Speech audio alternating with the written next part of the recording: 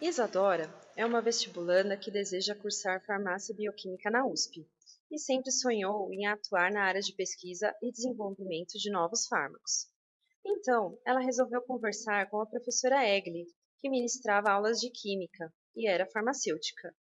Juntas foram pesquisar artigos sobre o assunto. Encontraram um artigo cujo tema era Química Medicinal Moderna: Desafios e Contribuição Brasileira. Mas Isadora tinha uma pergunta. O que é química medicinal? Bom, química medicinal é uma disciplina com a missão de planejar, inovar, descobrir, identificar e preparar compostos biologicamente ativos. As etapas envolvidas são descoberta, otimização e desenvolvimento da molécula bioativa. Na etapa descoberta, é feita a escolha de um alvo terapêutico e planeja-se uma molécula para ligar-se ao alvo selecionado. Já na etapa de otimização, é feita a melhora da estrutura do protótipo, com aumento da potência, seletividade e diminuição da toxicidade. Por último, há a etapa de desenvolvimento, onde se concretiza a otimização. Com o desenvolvimento da tecnologia, foi possível aprimorar e agilizar os processos da descoberta de fármacos. Percebe-se essa grande mudança entre as décadas de 50 e 90, onde ocorreu a transição do paradigma clássico para o paradigma industrial.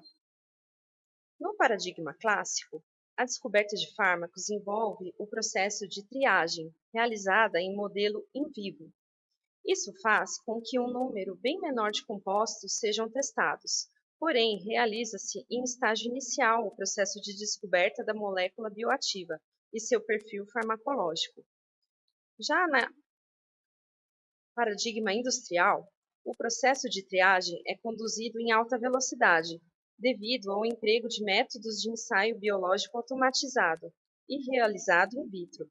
Assim, pode-se realizar testes em várias quimiotecas combinatórias e identificar o ligante ativo in vitro, porém sem garantia de sucesso na clínica. Descobrir fármacos pela indústria farmacêutica é um evento complexo, caro e demorado.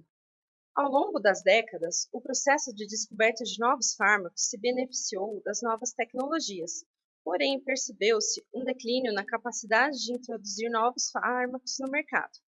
Isso acontece devido a uma tendência maior em relação às inovações incrementais, ou seja, melhorar um fármaco já existente, quando comparado às inovações radicais, ou seja, fármaco inédito.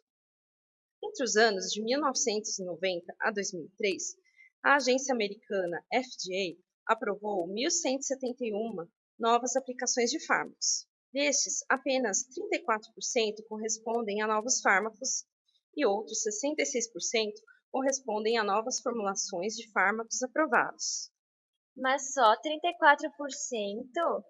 Quais são os desafios para aumentar a produtividade na descoberta e desenvolvimento de novos fármacos? Os dois principais desafios para aumentar a produtividade no processo da descoberta e desenvolvimento de fármacos são: primeiro, transformação do ligante em protótipo e depois passagem do protótipo a candidato a fármaco. Apesar de inúmeros esforços para a obtenção de novos fármacos, a falta de diversidade química e a seleção baseada em alvos moleculares não validados clinicamente constituem as principais razões para a falha nessa etapa. Para que haja a evolução do protótipo a candidato a fármaco, precisa-se principalmente de simplicidade estrutural, com possibilidade de modificações, apresentar boa propriedade farmacocinética e situação favorável patentária. E como anda a química medicinal brasileira? Na geração de conhecimento novo na área de química medicinal, a contribuição brasileira é tímida em termos numéricos. Contudo, possui crescimento significativo a partir dos anos 2000. Grande maioria da contribuição das pesquisas realizadas nas instituições de ensino superior, federais e estaduais, com pequena participação de instituições de pesquisa da área da saúde e mínima de instituições de ensino superior privadas.